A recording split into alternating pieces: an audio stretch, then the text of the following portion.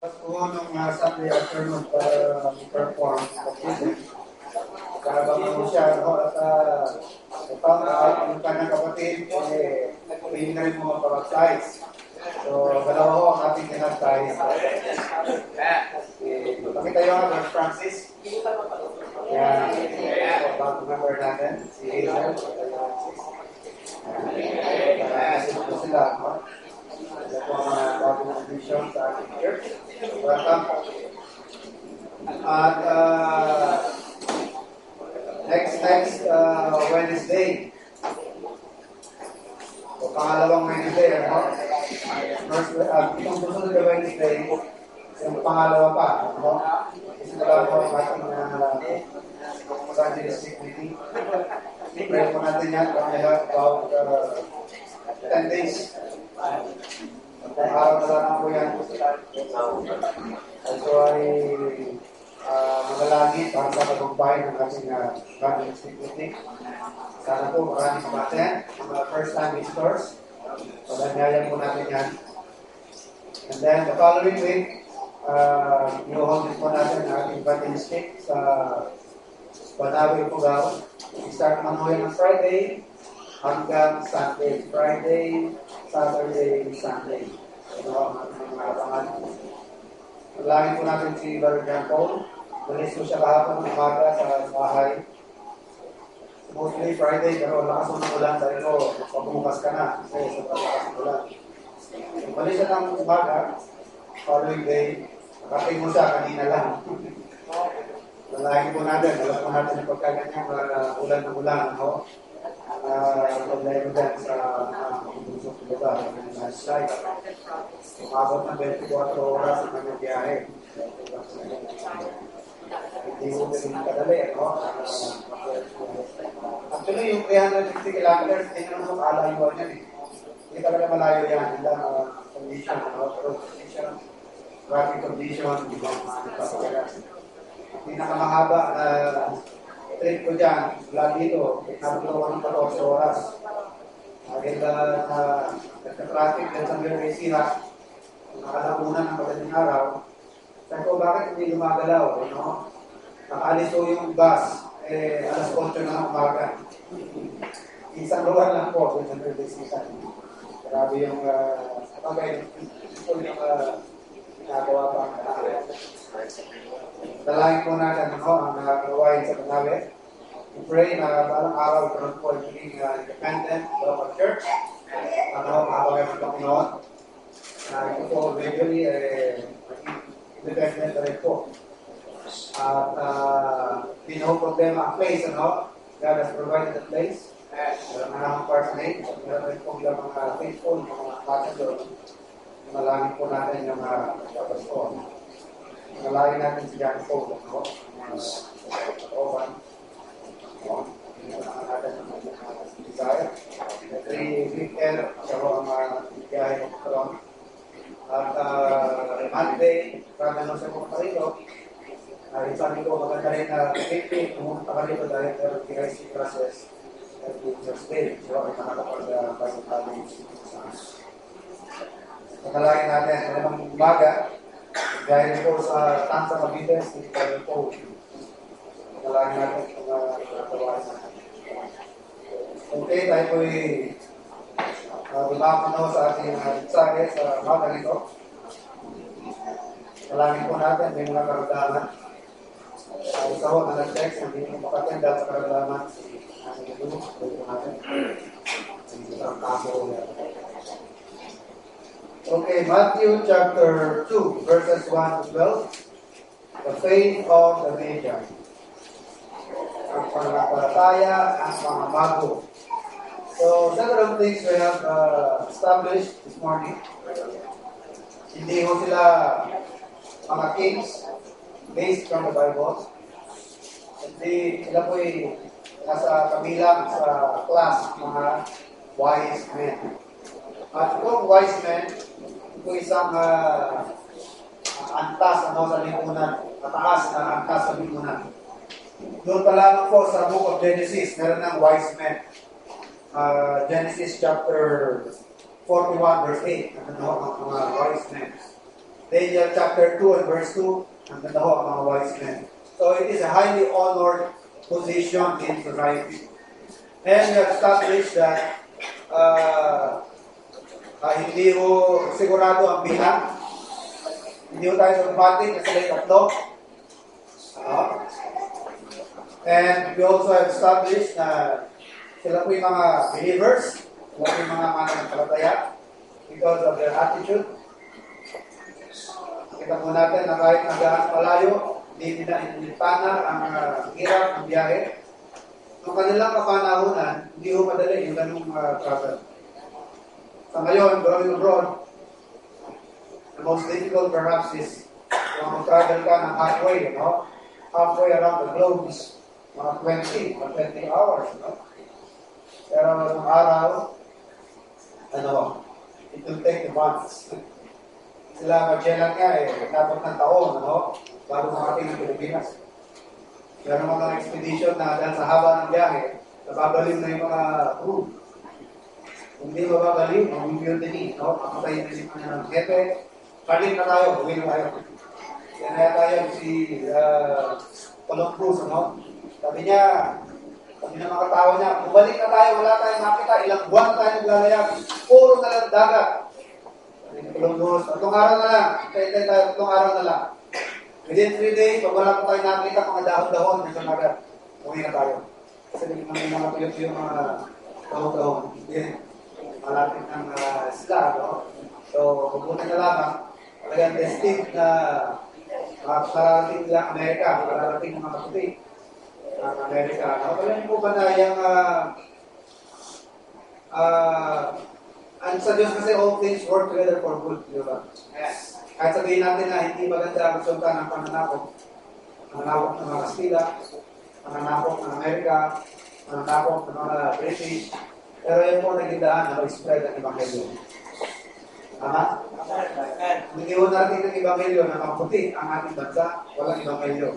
Manatili tayo dito mga Muslim, tayo, mga nasaan dito ba rin.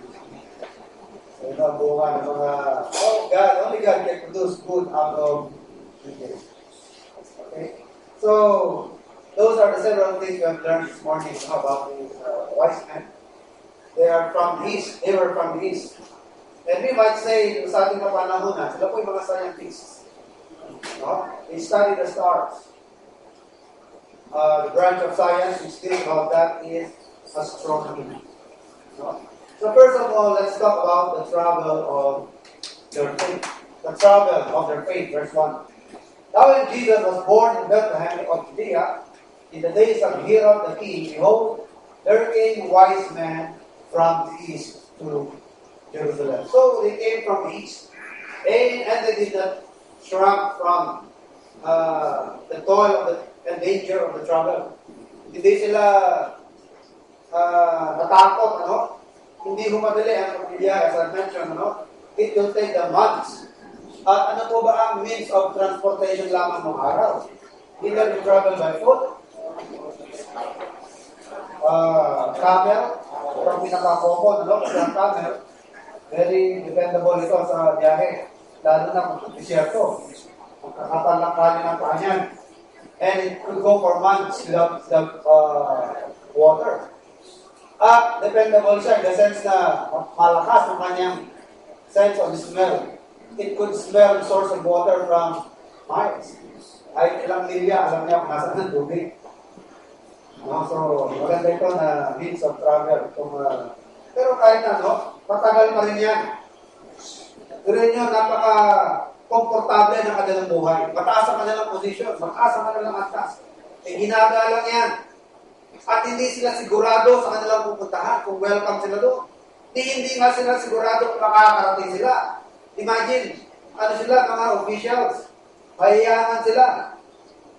Prone sila sa dangers, lalo na sa mga tulisan. Nung araw, di ba? Alala niyo yung story ng The Good Samaritan? Sila yung bumugbog dun sa tinulungan ng Samaritan. Mga tulisan. Kahit si Paul sa mga epistle nito, sabi ni Paul, marami akong pinagdaanan ng mga dangers, mga perils at sea, perils of false brethren, perils sa mga tulisan. So, kahit na alam nila ang kanilang hinaharap, kapanganib, hindi ko sigurado kung sila makakarating, hindi rin sigurado kung sila makakauwi ng ligtas, but because of faith, they were moved. Sila ko'y kinilos ng Panginoon. Sila'y tumilos dahil sa pananampalataya.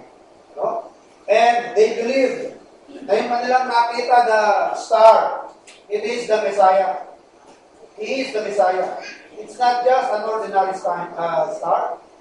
Ito po yung sign para sa kanila. And we have read this morning na probably they have read the prophecy or the word of Balaam. Actually, it is a prophecy by Balaam. Alala niyo kung sino si Balaam? Si Balaam yung merong asno. At yung asno niya nagsalita. At siya rin yung prophet na hinire ni king. Sino yung hari na nag-ahal sa kanya? First, Israel. Anybody? Hinire siya nung isang hari para i-curse ang Israel. Pero habang nag-curse siya, salita lumabas sa bibig niya cursing, blessing. Sino yun? Sino yung hari? Yung hari, Balak. Puro masama, Balak. So he paid Balaam to curse Israel. Kaya sabi niya, wala tayong magagawa. Kinokontrol ng Diyos ang bibig ko. Pag kinakurs ko, lumalabas blessing. Kaya lang pinagpapala ang Israel. Kaya nag-advise sa kanya ng evil. Kanyang in-advise, salit na patayin sila, labanan sila, lumigil with them. I-welcome nyo sila, lumigil with them, and then infiltrate sila hanggang sa masira sila. So that's the evil advice of Balaam. So, where was that? Where is that? Numbers chapter, Numbers 24, Numbers 24, verse 17. He was probably aware, they were probably aware of the prophecy of Daniel in Daniel chapter 9, verses 24 to 26. So, that's their faith, the travel of their faith. Di baling malayo, di baling mapanganib, di baling sigurado, basta gusto nilang makita, magbigay ng respect, magbigay ng regalo, at makilala ang Mesiyas. Hindi lang ito basta bagong silang na hari, panibagong hari na kinanganak na gusto nilang dalawin. Yung hari na kanilang dadalawin is divine. He is God. And they were moved by faith. At sa pananampalatayang yun, sila po ay kumilos. And kailan po nila huling nakita yung star? They last saw the star 2 years ago. 2 taon na ang nakakalipas. Paano po natin na 2 taon na nakakalipas? Remember, King Herod inquired diligently. Remember? Hindi lang basta nagtanong si Herod, kailan nyo ba huling nakita? Kailan nyo ba nakita yung star na yan? At nung hindi bumalik yung mga wise men, ilang edad, anong edad ng mga bata ang pinagpapatay? 2 years old. 2 years old ang pinagpapatay. Meaning, after inquiring diligently, Herod found out that it was already 2 years ago. 2 taon na nakakalipas po. Pero kahit na 2 taon na nakakalipas, kapatid, hindi mo nawala sa kanilang isipan niya, kundi ginamit nila yung 2 taon na yan to prepare for that service. Ihanda nila ang kanilang sarili. Where can you find that? Yung diligent inquiry ni Herod? Verse 7. Then Herod, when he had tried to recall the wise men, inquired of them diligently what time the star appeared. Alagang sinisiguro niya, kailan niyo ba nakita yung star na yan? Kakaibang star niya. Bakit hindi namin napansin? Pero kayo na mga taga-silangan, napansin niya. Kailan nangyari yan? And take note, privately, sabihin, sinikrento niya ito. Masusi, diligently na pagkasalisik. So, 2 taon, and yet, it did not lose their mind. At hindi po ito nawala sa kanilang alaala. About 2 years had passed since they had seen the star. In Matthew chapter 2, verse 16, basahin po natin yung verse 16. Then Herod, when he saw that he was mocked of the wise men, was exceeding wroth, and sent forth and slew all the children that were in Bethlehem and all the coasts thereof, from 2 years old and under, according to the time which he had diligently inquired of the wise men. So based from the testimony of these wise men, 2 years na nila nakita ni Samuel. 2 years ago na yan. So, ano yung ilang bagay na mapapabulaanan itong event na ito, kapatid, yung passage nito? Yung Bethlehem scene, nakakilong nakikita natin. Ang Bethlehem scene, nasan si Jesus? Nasan si Jesus? Nandun yung manger. No? Nandun sa manger, nandun yung tatlong haring mago, hari. Binigay ng regalo, nakaluhod. Nandun pa si Jesus, baby pa. Pero mga kapatid, ang pinapatay ni Herod is 2 years old. Ano na ito? Tumatak pa na ito. May ngipin na yan. Kaya pa nabulin niya. Tandaan nyo, nagsinilang si Jesus, hindi siya yung payos na God ako eh. Kaya kailangan behave ako. Hindi ganon. Normal child yan. Palikot yan. Hindi rin niya alam lahat ng bagay. Yun lang, mabilis lang ang increase ng knowledge ng Panginoon dahil wala siyang simple nature. Imagine at age of 12, hindi siya kaya ng mga doctors of the law. Diba? When he was lost according to his parents, nawala siya, hindi siya nawala. Deliberately, nagpaiwan siya sa temple. And he was arguing and discussing with the doctors of the law. Nagugulat na yung mga Pharisees, mataalam ng bata nito sa kanyang edad. And he was 12 years old at that time. So, mabilis ang kanyang increase of knowledge at the age of 12. Alam niya na hindi siya ordinarong bata, sabi niya. Hindi niyo ba alam na I should be about my father's business? At the age of 12, alam niya na siya kung isang Messiah. You know? Siya Savior. Okay? So, about 2 years have passed. Dalawang taon na. And they were doubtless Gentiles. Sila po yung mga Gentile.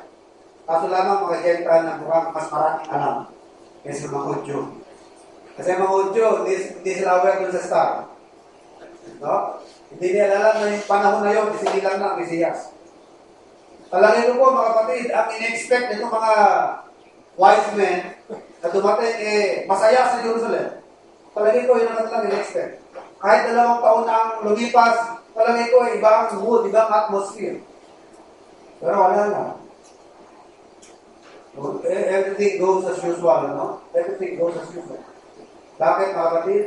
According to John 1:11, he came unto his own, and his own received him. Hindi nga siya kinilala. Hindi nga siya tinanggap. Kahit yung kanyang sarili mga kapatid, di ba? Ang tingin nila sa Panginoon, siya po'y baliw.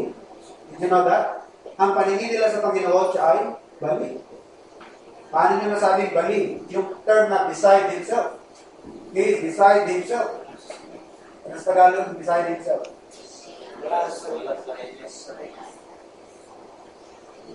Ano ka ba? Kuya ka namin naglasta ka ng propeta. Hindi pa karpintero ka lang. Sabi ng kanya ng kapatid, no? Bakit kinag-claim mo na ikaw ay propeta? And Christ was not able to perform miracles in this place because of their unbelief.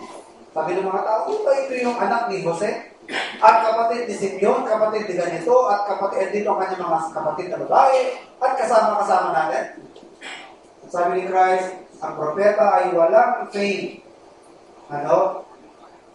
Walang faith sa kanyang sariling bayan. Hindi siya kinikilala sa kanyang sariling bayan. Okay? So let's talk now about the inquiry of their faith. The inquiry of their faith, verse 2.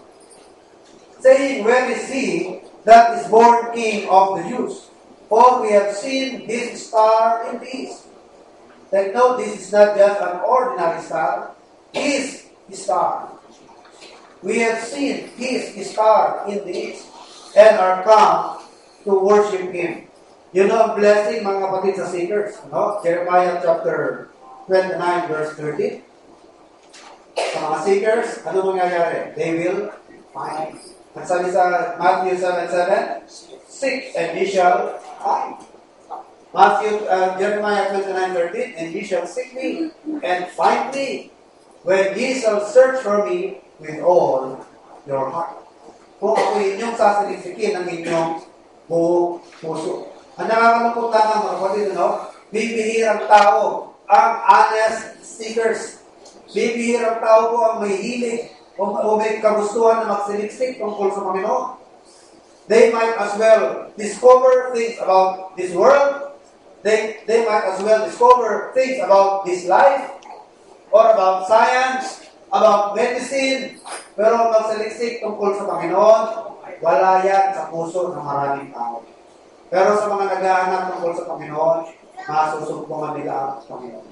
Pero mga kapatid, magkakaganyan lang ang tao kapag pumilos na ang Panginoon sa kanyang buhay. Alam po natin na naturally speaking, wala sa likas ng tao maganap sa Diyos. Romans 3, diba? It's not that seeketh after God. There's none that understandeth. There's none that doeth good. No, not one. There's none that seeketh after God. Kaya naniniwala ako mga kapatid na kaya naging seeker ang mga taong ito dahil kumilos ng biyaya ng Diyos sa kanilang mga buhay. At tayo mga kapatid, tayo na noon, mga Gentile na hindi naman naghanap sa Diyos at naghanap na ngayon sa Diyos, yan po'y dahil din po sa biyaya ng Panginoon. Tayo po na mga unsaved nung araw na hindi naman humanap sa Diyos, ay nasumpungan ng Panginoon dahil inilagay ng Diyos sa ating puso ang paghahanap sa Kanya. Okay? So let's talk about the word of their faith. Verses 3 to 8. Doon po na ang kanilang pananampalataya na pinagkaloob ng Diyos, ang nag-lead sa kanila para hanapin ang Panginoon. And this time, it is the Word. Tandaan niyo po mga kapatid, hindi enough ang kanilang information. Hindi sapat ang kanilang impormasyon na hawak. Ang alam lamang nila, ang isinilang ay hari. Ang alam lamang nila, siya ay divine, he is of divine origin, siya ay Diyos. Dahil yung bawang-bawang nilang mga regalo, mga kapatid, nagpapatunay yan na kinikilala nila ang pagka-Diyos ng ating Panginoon sa Kristo. Yung kanilang action ng pagluhod at pagsamba, it's not an ordinary obeisance that they did to Herod. Ito po yung worship. Hindi lamang ito yung pag-pay of respect. It is worship.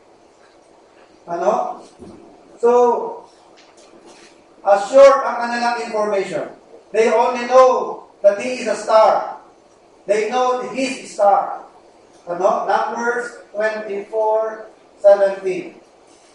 They are aware of Daniel 9:24 to 27. That this one is the Messiah. And he is the prince. He is the king. He is King of kings and Lord of lords. Alam lang nila, he is from Israel. But where exactly in Israel? So they inquired. Kulang ang kanilang kaalaman. Alam lang nila na yung star na yan, which led them to Israel. Yan ang nag-guide sa kanila na makikita nilang Mesiyas, isinilang sa Israel. Pero saan sa Israel? Kaya pinatawag ang mga theologians. Pinatawag ang mga Bible scholars. To search kung saan bayan. And then their faith on the Word. Ang kanilang pananampalataya doon sa Word na narinig nila. Ano yung narinig nilang Word? The Word from Micah chapter 5 and verse 2. And it led them. But no, wala silang guide. Wala silang guide na tara, samahan namin kayo. Sabi lang ni Herod, pumunta kayo sa Bethlehem. Puntahan ninyo siya. Dahil yun ang sinasabi ng kasulatan. So after hearing that, they went and they were ready to go south. Kasi ang Bethlehem is south of Jerusalem. Kung ito yung capital, Bethlehem is south. Kapunta na sila sa Bethlehem. Ang baon nila, yung kanilang pananampalataya sa salita na kanilang narinig. But actually, mga kapatid ng Panginoon, east at south. Wala na sa south ng Panginoon. Nasa na siya? Siya po ay nasa norte. He is in Nazareth.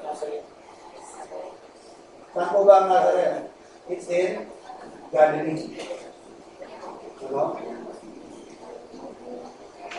Pero, pagkarinig nila ng salita, pinakit sa kanila yung Micah 5:2. Pumilos sila. Wala silang guide. They were moved by their faith on the word that they heard. Dahil sa pananampalataya, mga kapatid, God bless them. At yung star na nakita nila 2 years ago, it guided them north. At nung nakating na sila sa exact house, kung saan ang naninirahan, exact residence, sa bahay, ni Jesus Christ. And nag-stand still yung star. At natuwa sila. Where can we find that? Verse 9. And when they heard the king, they departed, and lo, the star which they saw in the east went before them, till it came and stood over where the young child was. And when they saw the star, they rejoiced with exceeding great joy. Ngayon, saan nyo nabasa na sila in Nazareth at that time? Wala ho sa Matthew. You can find that in Luke.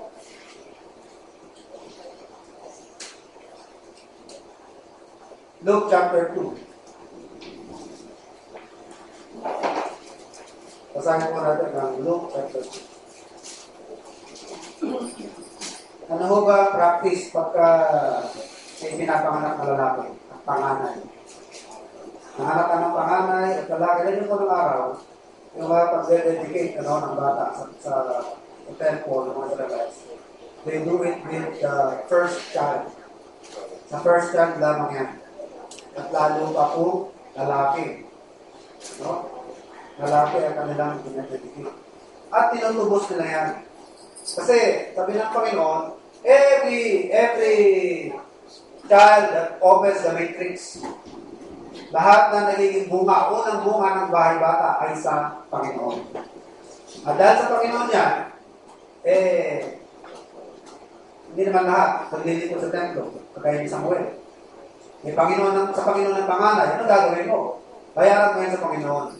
So, binabayaran nila yan. When going to the temple, they bring with them sacrifice, or ino-offering nila. Pagka mayaman, bull or cow, pag average income ka, kailangan ka-level ng income mo, yung offering mo o yung ihandog mo sa Panginoon. Hindi ka panipaniwala yung mayaman ka, tapos para nagtitip ka lang sa Panginoon. So pag mayaman, mas marami expected. Pero ang mga mahirap, hindi na excuse. Hindi pwede sabihin na hindi ako pwede mag-offering kasi mahirap ako. Maintindihan naman yung Diyos yun. Dahil ang Panginoon nag-provide ng offering, tithes and offerings, pati sa mahirap.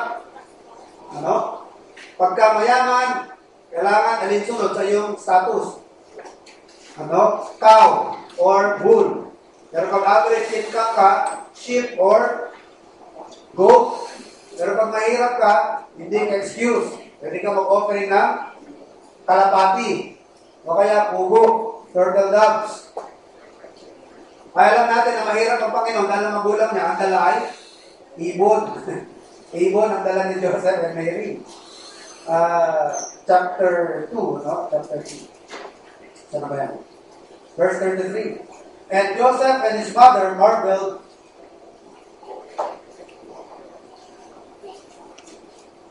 dun sa saying ni Ana, Ano ba yung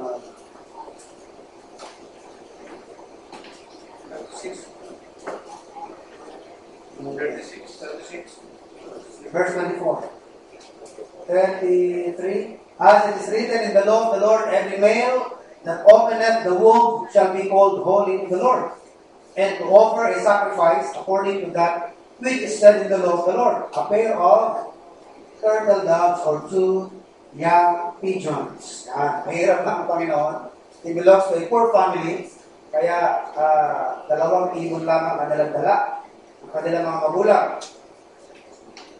And his parents went to the temple for that same purpose, to dedicate the child. At kailan po mangyayari yan? After her purification. In the law, nire-require din po ang purification. At magkaiba ng duration. Pag babae, mas matagal ang purification. Pag lalaki, shorter. Where can you find that? Leviticus chapter 12, verses 1 to 4. So, matapos na mag-purify si Mary, sa kanyang purification, mga 2 weeks po yan, kailangan niya magdala ng offering niya sa temple. And she brought the child Jesus with her, or with them, kasama niya kanyang asawa. At nung in-offer nila si Jesus Christ sa temple, may nakakita kay Jesus, 2 matanda. Si Simeon at saka si Ana. Kung si Ana, maagang na balot, at doon na naglingkod sa temple for more than 8 years yata, Doon na siya sa temple. Kalay na lang ang pananalangin sa Panginoon. at nag-iit tayo sa kaligtasan ng Israel. Anong makita niya si Jesus? This is it. Sabi niya, pwede na akong mamatay. Sabi niya, Lord, allow now thy servant to die dahil nakita ko na kaligtasan ng Israel. Verse 29, Lord, now let us thy servant depart in peace according to thy word, for mine eyes have seen thy salvation. And then si Anna, verse 36, and there was one Anna, a prophetess, the daughter of Phanuel of the tribe of Aser, which she was of a great age, and had lived with an husband 7 years from her virginity. 7 years lang nila kasama, no? And she was a widow of about 84 years. Widow na siya ng more than 8 years or 84 years. Which departed not from the temple, but served God with fastings and prayers night and day. And she coming in that instant gave thanks likewise unto the Lord, and spake of me to all them that look for redemption in Jerusalem. 39. And when they had performed all things, sino itong they? Mary, Joseph, and Jesus. Magkakasama sila, no? When they had performed all things according to the law of the Lord, in Leviticus 12, 1-4, yun yung according to the law, na mag-aalay ka kapag nagsilang ka ng panganay. They returned into Galilee, to their own city, Nazareth. You see? Ilang days pa lang ang Panginoon niya. Ilang? Several weeks or days after his birth. Dinala siya sa temple. At matapos yung requirement ng law na ma-purify si Mary, like nilang ang purification ng nanay, basta lalaki ang anak. Punta ka na sa temple. At matapos na magawa niya yung requirement ng temple, they went to his own town. They went into her own town. And where's that? Nazareth in Galilee. Kaya nung pinapapatay ni Herod ang mga babies, wala na ang Panginoon. Ang pagkaakala ng mga scribes, nandun pa sila sa Bethlehem. Pagkaakala ng wise men nasa Bethlehem. Pero si Christ nandun sa Galilee nung dinalam. Siya ng mga wise men. Pero nung pinapatay na ni Herod yung mga babies, si Jesus Christ, wala na rin sa Galilee noon. Nasaan na siya? Nandun na sa Egypt. Nakatakas na siya. So siguro mga ilang araw pang inantay nitong si Herod na magbalik sa kanya yung mga wise men. Pero wala na. Sabi nung angel sa wise men, nagbabantaan ng hari ang buhay niya. Huwag na kayo bumalik sa kanya. And they went to their own country in a different route. Ibang rota na kanilang ginawa. So, the word of their faith, Herod the Great was troubled about a new king, being old and near the end of his life. Pero kahit matanda na, he was alarmed of this new king na maging rival niya sa trono. And he was troubled, at hindi lamang siya na-troubled, buong Israel sa maaaring maging resulta niya. It could mean a revolution. And they're afraid of the anger of Herod the Great. And they have the reason to be afraid. Ay alam po natin na manyak itong si Herod. Bali wala sa kanya kumatay ng pagmasaker na napakaraming mga babies. So, itong mga wise men, mga kapatid, na must have expected na busy ang streets or jubilant ang atmosphere. Pero wala, mga kapatid, dahil hindi nga pinikilala ang Panginoon. Sabi sa John 11, He came unto His own, and His own received Him. So, itong mga wise men, itong mga theologians, from whom the king inquired, these theologians, they were scribes and Pharisees. Marami silang katulad na yun Marami silang kapareho ngayon. Theologians. But they're only theologians in me. They are only theologians in title. But the problem with them is, they don't have a what? They don't have a personal knowledge.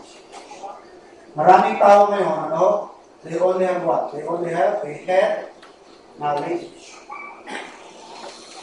Or they only have a historical knowledge. Diba ganyan ang maraming tao ngayon? They just know the Jesus of history. Alam lang nila na mayroong isinilang na Kristo. Alam lang ng maraming tao ngayon na mayroong Kristo na isinilang. Mayroong Jesus na isinilang sa mundo. They just know the Christ of history. They only have a head knowledge of Christ, but they do not have a personal knowledge. At mga kapatid, yan ang blessing of salvation na naranasan natin. Nung araw na hindi pa tayo mga mananampalataya, alam lang natin ang historical Christ. Pero right now, you have a personal knowledge of Christ. Maraming tao ngayon, they just know that Jesus is the Savior. Pero tayo mga mananampalataya, we know Him as our Savior. Pagkakakilala natin sa Kristo ay hindi lang ang tagapagligtas. Pagkakakilala natin sa Kanya, kay ating sariling tagapagligtas. Nararamdaman niyo ba? Amen. And He is your personal Savior. Sabi ni Paul, who loved me and gave Himself for me. Hindi sila nangangaral na si Kristo ang tagapagligtas. Sinabi niya, siya ang aking tagapagligtas. Maraming tao ngayon, mga kapatid, they just have the head knowledge about Christ. Alam lang nila sa Kristo through the Word, through the Bible that they read. Pero wala po silang actual experience of Christ. They don't have a personal knowledge of Christ. Parang ano yun eh. Kilala mo lang si Pinoy. Alam mo siya binata pa. Alam mo siya mahilig sa baril. Alam mo lang na anak siya ni Cory at ni Ninoy Aquino. Pero ano, nakausap mo ba siya? Kaibigan mo ba siya? Ninoy very personally. Diba? So, maraming tao, alam lang nila sa Kristo, alam lang na siya pinanganak, alam lang nila na siya'y tagapagligtas, pero tanong, siya ba'y tagapagligtas mo? Siya ba'y Panginoon mo? You know, kaibahan sa atin, mga kapatid. We know Christ in a very personal way. That's the difference. Ito mga theologians, mga kapatid, they just know things about Christ. But the wise men, they know Christ. That He is the Messiah, that He is God. He is Savior. So, the word that they heard, it guided them, to go to Bethlehem. Kaso lang, sinilpongkan ang Panginoon yun by the star. And yet, they were led by their faith. Faith in the Word. Now, let's talk about the worship of their faith. Verses 9 to 12. Ikan po natin yung Matthew chapter 2. The worship of their faith. When they had heard the king, they departed, and lo, the star which they saw in the east 2 years ago went before them till it came and stood over where the young child was. When they saw the star, they rejoiced with exceeding great joy. And when they were come into the house, they saw the young child with Mary his mother, and fell down and worshipped Him. And when they had opened their treasures, they presented unto Him gifts, gold, and frankincense, and myrrh. Verse 12, and being warned of God in a dream, that they should not return to Herod, they departed into their own country another way. So, bakit po merong faith dito, mga kapatid? At patibay na pananampalataya nandyan? Dahil ano yan, mga kapatid? Yun nga eh. Ang faith, mga kapatid, it will move you. You will live by faith even there is contradiction. Inabot niyo po devotion kaninang umaga. At binigay po sa atin na devotion is about faith, living by faith, walking by faith. Ang pananampalataya kumikilos kapag may salita na inihayag. At ang pananampalataya kumikilos, umiiral kahit walang salita, kahit walang revelation, kahit walang ebidensya. Remember, Hebrews 11:1, faith is the substance of things hoped for, the evidence of things not seen. Kahit hindi nakikita, walang nakikitang ebidensya, ang pananampalataya kumikilos. Dahil kung nakita mo na ang inaasahan mo, hindi mo na kailangan ng pananampalataya dyan. Kaya ang nagsisilbing ebidensya, yung iyong pananampalataya, ang iyong inaasahan. Sa unbelievers, to see is to believe. Sa believer, believe, and you will see. So kahit walang evidence, when there seems to be contradiction, ang pananampalataya, mga kapatid, ay kumikirap. Ang faith kumikilos. Even in situations of seeming contradiction. Ano? Dahil meron kang tunay na pananampalataya nagmula sa Diyos. Gagana yan. Gagana yan. Kahit parang hindi tumutugma. Bakit, mga kapatid? Kung ordinary lang, mayayanig ang kanilang pananampalataya. Kasi sabi nila, where is the king? Sabi nila, where is the king? Eh, yung tinuro sila ng star, andun ang Panginoon, ang king sa Islam area. Yun ang contradiction. Alam niyo ba kung anong lugar ang Nazareth? Alam niyo kung anong lugar ang Galilee, mga kapatid? Depressed area. Depressed area. Kumbaga sa atin, anong araw, yun yung mga walang mga lugar na walang mga sikat na eskwelahan, hindi sikat na walang sikat na syudad, walang mga sikat na taong lumitaw. Sabi nga ng mga Pharisees at sa kahit si Nathaniel, nagduda. Pero baka tayong nababasa na unusual na manggagaling sa Galilee? Ba't naman tayong nababasa sa scripture na prominent sa Bible ang Galilee? Alam natin na concentration ng Diyos sa kanyang promises, Jerusalem, Judea, pero Galilee, hindi nga kahit sa scripture, hindi kilala yan. Walang binabanggit na unusual na mangyayari from Galilee. Kumbaga mga kapatid, yan ang ghetto. Yan ang mga Islam area. Yan ang gagaling ng mga mahirap, mga squatters, mga norit-noray, dyan sa layos. Kaya yung ginight sila ng staff, mga kapatid, doon sila dinala sa Islam area, saan hindi mo. Kaya kung mahina-hina lang, at hindi tunay ka na ng palataya, nakikisunod-sunod ka lang, pati tinag ka eh. Pero hindi sila natinag. When they saw the place, hindi na nilintana ang surroundings. Nasa rural at Islam area sila. Maraming mga rural folks, mga nakapapa-apa, mga cursing ng mga tao, mga pumura-pura dyan sa kapitbahay. And when they saw his mother, when they saw the place, a rundown house, isang bahay na siguro luma-luma na, naagnas na yung mga clay house lang yan eh. Clay house. Siguro tinutubuhan na ng mga halaman, mga damo-damo ang bahay. A rundown house. At sabi nila, dito po lang ang ulo yan si Joseph and Mary, na may anak na Jesus ang pangalan. Ganyan makikita yan. They went to the place. Wala silang pakialam sa lugar. And when they saw the child, they worshiped the child and took out their gifts and they offered and they worshiped. And that's faith. Ang pananampalataya ng kapatid nakakakita kahit walang physical evidence. When even there is seeming contradiction, ang pananampalataya gumagana yan. Hindi na yan. No? Supposed to be, kung hari, sabi nila, where's the king? Dapat yan, merong court, merong mga courtiers, at then yung mga at then yung mga guards, at then ang PSG, at then yung mga dama, at then ang mga alalay, at then yung mga taong taga-court, ano? Hindi ko korte, mga katulong, mga utusan, ano? Andyan ang trono, andyan ang crown, ano? Pero saan sila nagpunta? Some depressed area. Nazareth of Galilee. No? Their faith was not shaken by these surroundings because they knew this little child was the King, the Messiah, the only begotten of the Father. Ilabas nila ang kanilang mga regalo. Ano yung kanilang mga regalo? Verse 11, they fell down.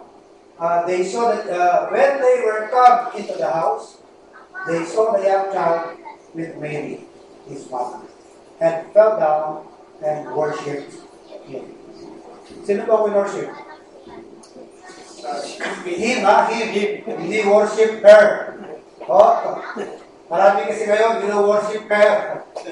Si Mary was never an object of worship. Tandaan nyo, they just worship Christ. They worship Christ alone. Si Kristo lamang po kanilang sinamba. Si Mary hindi kasali sa object of worship. Mary had the honor of being the mother of the incarnated Christ. Pero ganun na lang yun. Kahit siya ay sumasamba sa mga ito. Kahit siya, kailangan niya ang nakapagligtas. Sabi niya, my soul doth magnify my Lord. Yan ang testimony niya. Pinupuri niya ang kanyang tagapagligtas na nasa tiyan niya. Sabi niya, my soul doth magnify my Lord. So, hindi po siya proper object of worship. Then, they brought out, they gave their gifts, they fell down and worshipped Him. And when they had opened their treasures, they presented unto Him gifts. Ano yung tatlong gift na yan? Gold, frankincense, and beer. Bakit ka na kanilang mga regalo? Remember, they know the Messiah. More than the Jews. Higit pa sa alam ng mga Hudyo. Kilala nila ang Kristo, kilala nila si Jesus Christ. Not only by the scriptures, but they have a personal knowledge. Alam nila na siya Diyos. Yan mga kapatid, mga nagpapahayag yan ang karakter ng Panginoon. Yung mga regalo na yan, at sa magiging buhay ng ating Panginoon. They have knowledge that the Prince, the Messiah, shall be cut off. Kaya, hindi pa lang siya, naregaluhan na siya ng kanyang gagamitin sa kanyang kakatayan. Alam niyo itong bira, ano yan, importanteng ingredient yan sa mga inibang. Alam nila na the Messiah, the Prince, shall be cut off. They also knew that this child was God. Hindi siya basta mahirap na pinanganak sa rural area, slum area. Alam din niya na nila na itong sinilang ay Diyos dahil ang insenso ginagamit yan sa pag-worship sa Diyos. At sa Jerusalem, sa tabernacles, ginagamit yan. Katulad din ito ng ng thief on the cross. Remember the thief on the cross? Kung ang tingin ng ibang mga tao, the one crucified was harmless, ang tingin ng thief, at nakikita niya sa Savior. Kung nakikita ng iba at nakapago, walang magagawa, at nakikita niya, may magagawa. Dahil sabi niya, Lord, remember me when you come into your kingdom. He sees Christ as a Savior. Kung nakikita ng iba, wala kang magagawa at mamamatay na, ang ganito na lang ang buhay ng Panginoon, ang pagkamakilala niya, may kingdom ito. Alam niya sa ikarapaligtas. Sabi niya, Lord, remember me when you come into your kingdom. Paano dumating sa tao yung ganung bagay, mga kapatid? It is faith ay binigay sa kanya ng Panginoon. Pero nung una, iba, di ba? Nung umaga, sabi niya, halita ko, marami kang pinadali. May nabalitaan pa kami na nakapagbuhay ka ng mga kapatay. Pati ka kayo maghimala at itigtas mo ang sarili mo. Naglilibak pa siya. Halita ko, maraming sinasabi sila tungkol sa'yo. Gawin ko na kayo ng mga himalang ginagawa mo. Sama mo. Pero nung pagdating ng alas 12 na nanghali, iba na siya. Sabi niya, itong katabi ko, hindi ito tulisan. Nirebuke pa nga ni Kabila, di ba? Tayo, kaya nandito, deserve natin to. We are criminals. But this one had done nothing amiss. Ang nakikita niya, banal. Pero ang tingin ng mga tao, he is the chief sinner. Gawin mo, nilagay ka sa sentro. Tatlo kayo, ikaw pang nilagay sa gitna. Ang tingin sa kanya, siya yung pinakapusakan. Pero ang tingin niya, he has done nothing amiss. Ang tingin ng iba, helpless. Ang tingin niya, Savior. Ang tingin ng iba, mahirap. Ang tingin niya, may kaharian. May aman. Kaya sabi niya, Lord, remember me when you come into your name. Kapatid, pag dumating yung ganyang uri ng pananampalataya sa iyo, kinagarantiyahan kita Yan pananampalataya niya ang galing sa Diyos. Faith, Ephesians 2:8, diba? By grace you are saved through faith, and that not of yourselves. It is the gift of God. Ang faith po ba regalo? Nasabi ng James 1:17, every good gift, and faith is one gift. Every good gift and every perfect gift comes from. Kaya tanong ko ngayon sa inyo ngayong baga, anong pagkakakilala niya kay Kristo? Do you simply know the Christ of history? Alam ba lamang ninyo, kilala ba lamang ninyo si Kristo ng kasaysayan? Na siya'y pinanganak sa Bethlehem, pinanganak sa Sabsaban, na siya'y tagapagligtas, ilan ba ang pagkakakilala niyo? O kilala niyo siya bilang inyong Panginoon at tagapagligtas? Kung nasa sa inyo na ang pagkakakilala na yun, you have the faith na regalo sa inyo ng Panginoon. The gift of God, na ito'y kaloob na biyaya, kaloob na pananampalataya. Ay, tayo, aming kapilang Diyos, mga bagay na salamat po sa inyong pamaginahan. Salamat naman sa biyaya ng kaligtasan. Salamat naman sa grasya at sa pinamidati ng tao. Ilan kami naman sa inyong pinagkalooban ng biyaya ng kaligtasan at pagkawalan sa ating kasamang. Salamat sa Panginoon Isus na sinuro ang pagbayaran at gampanan ang kinakailangan upang matubos kami sa aming mga pagkakasama. Salamat naman sa tagilak sa petition ito, kami nagkada nito, at balang araw hindi pang kahayag kung ano ang tunay na naging kalagayan namin dahil sa biyaya na hindi pinatagpo. Sana po ang kabutihan nito ang siyang motivate sa amin at ang hindi kayo pagminturan, ibigin at maging tapat. Ang malaki namin naman, sana po marami pang mga tao ang makakilala sa Panginoon Diyos bilang kanyang personal ng Panginoon. Panalangin namin naman yung pagkakala sa bawat isa amin sa mga ng Panginoon.